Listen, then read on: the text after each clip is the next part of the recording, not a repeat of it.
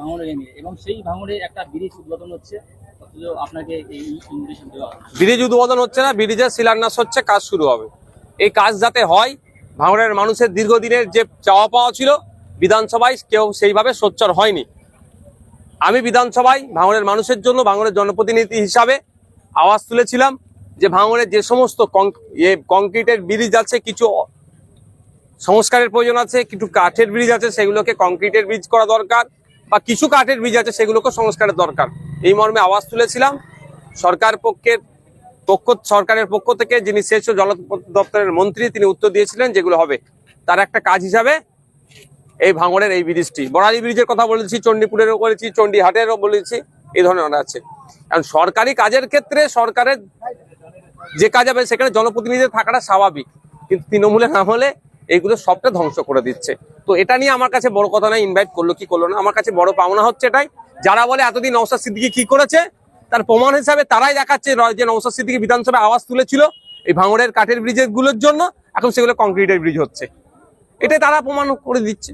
বেশ, আমরা বিগত দিন দেখেছি যে সিপিআইএম এর আমলে ভাঙড়ের বিরোধী নেতা ছিল আরাবুল ইসলাম, তখন যখন সোনপুরের ব্রিজ কমপ্লিট হয় তখন বিরোধী নেতা হিসেবে আরাবুল ইসলামকে ইনভিটেশন করা হয়েছে। এখন বর্তমানে আপনাকে তার সেই সময় রাজনীতির সৌজন্যতা ছিল, আরে সেই সময় রাজনীতির সৌজন্যতা ছিল বলে মমতা ব্যানার্জিকে অতদিন ধরে না দুর্গাপুর এক্সপ্রেসওয়ের ওখানে অবরোধ করতে দিয়েছিল।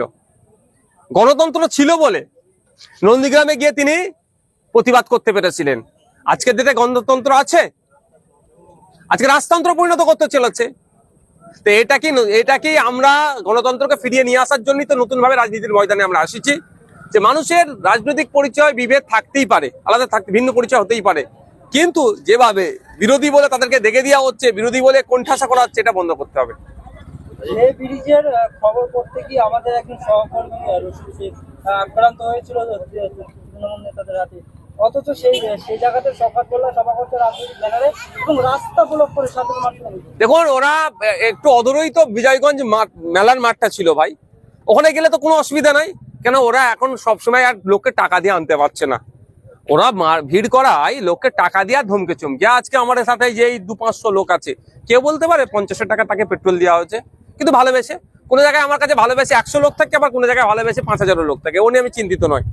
কিন্তু ওরা 500 বা 1000 যাই আনুক না কেন টাকা দিয়ে আনতে হয়, নাহলে ধমকে চমকে। ধমকানো চমকানোতে কাজ হচ্ছে না, টাকা ওরা বেশি খরচ করতে পারছে না, কারণ 2026 সালে দেখেছে ওদের ঘটি উল্টে যাবে। এখন টাকাগুলো বাঁচছে রে, অন্য রাজ্যে থাকতে হবে গিয়ে ওদেরকে। ওরা যা অন্যায় করেছে এই রাজ্যে পুলিশ ধরে অ্যারেস্ট করলে ওরা গা ঢাকা দেবে, সেই জন্য আর টাকা খরচ করছে না, রাস্তার উপরে করছে, রাস্তা জ্যাম করে করছে, ওই বাজারে লোকজন থাকবে ভাববে প্রচুর লোক হয়েছে, এইরকম। তারা এসেছেন, হরিদ্বার থেকে এসেছেন। আমি অবাক একটা জিনিস যে তিনারা আমার সম্পর্কে খোঁজ খবর রেখেছে, যে আমি যেভাবে সর্বধর্মের মানুষকে নিয়ে এবং দেশের জন্য, বাংলার জন্য, বাংলার মানুষের জন্য কাজ করছি, তারা সত্যি আপ্লুত। তারা আমাকে তাদের ভাষাতে আশীর্বাদ করেছেন এবং আগামী দিনেও যাতে আমি ভালো করে কাজ করি তার জন্য তিনারাও বলেছেন। এবং সাথে সাথে বিভিন্ন মঞ্চ, রাজনৈতিক মঞ্চে তারা আসতে পারবেন না, সামাজিক মঞ্চ বা ধর্মীয় কোনো মঞ্চ হলে সামাজিক কাজের জন্য তাদেরকে আমন্ত্রণ জানালে তারা আসবে বলে জানিয়েছেন। ভাঙড়ের পাশে নিউ টাউনে মুসলমান নাম থাকা সত্ত্বে তারাকে বাড়ি ঘর ধরে ভাড়া দেওয়া হচ্ছে না, কি বলবো? এটা মমতা ব্যানার্জিকে প্রশ্ন করা দরকার, এটা শওকত মোল্লাদেরকে প্রশ্ন করুন, আপনারা ফিরহাদ হাকিমকে বলুন, সিদ্দিকুল্লাহকে বলুন, যে আপনারা বলেন যে মমতা ব্যানার্জির আমলে মুসলমানরা সুরক্ষিত পশ্চিমবাংলাতে, তো কি সুরক্ষিত? মুসলমান নাম থাকার জন্য বাড়ি ভাড়া পাওয়া যাচ্ছে না, এটা ওদেরকে জিজ্ঞাসা করুন না, ওর উত্তর তো ওরা দেবে, ওদেরকে দিতে হবে উত্তর, যে কি পশ্চিমবাংলাতে আপনি কি করছেন। শওকত মোল্লাকে এইসব উত্তর দিতে হবে যে মুসলমান নাম হওয়ার জন্য ভাড়া পাওয়া যাচ্ছে না, আর আপনি ভাঙড়ে এসে হই করছেন। আপনি বলছেন বিজেপিকে আটকাবো, বিজেপিকে আটকাবেন কতটা, আগে ঘরটা ভাড়াটা ব্যবস্থা করে দিন। তো ভাঙড়ে সংখ্যালঘু বেশি, এই জন্য কি ভাঙড়ের পাশে এই আক্রমণ শুরু হলো মুসলমানের উপরে, কি বলবেন? সংখ্যালঘু সংখ্যাগুরু নয়, কিছু সংখ্যক মানুষ আছে যারা ধর্মকে সামনে রেখে হিংসা ছড়াতে চাইছে, তাদের বিরুদ্ধে আমাদেরকে ঐক্যবদ্ধভাবে লড়াই করতে হবে। 2026 বিধানসভা নির্বাচনে রীতিমতো ত্রিপুরা দলের যারা ইচ্ছা প্রকাশ করেছে তিনি শওকত মোল্লার বিরুদ্ধে দাঁড়াবে, এই বিষয়ে আমার বড় ভাইজান পীরজাদা আব্বাস সিদ্দিকী বলে দিচ্ছে তো, তিনি যখন যে বিষয়ে বলে দিচ্ছেন সেখানে আমাদের আর কোথাও চুনোপুটির মাথা মেরে লাভ নেই।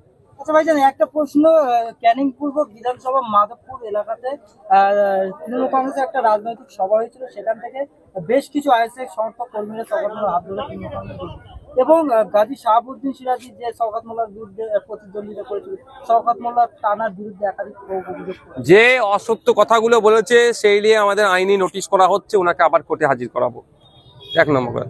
দ্বিতীয় কথা হচ্ছে সেই কুমিরের বাচ্চা পাহারা দেওয়ার গল্প জানেন তো, পোষানি দেওয়ার সেই গল্প। আর যাকে জয়েন করিয়েছে তার দোকান বন্ধ করে দেবে, তার পরিবার নিয়ে ঝামেলায় ফেলার চেষ্টা করছে, অনেক সমস্যা তৈরি করার চেষ্টা করেছে, সেই জন্য সে বাধ্য হয়ে গিয়েছে। কিন্তু ভোটটা আইএসএফের দিকে আছে তার। Thank you.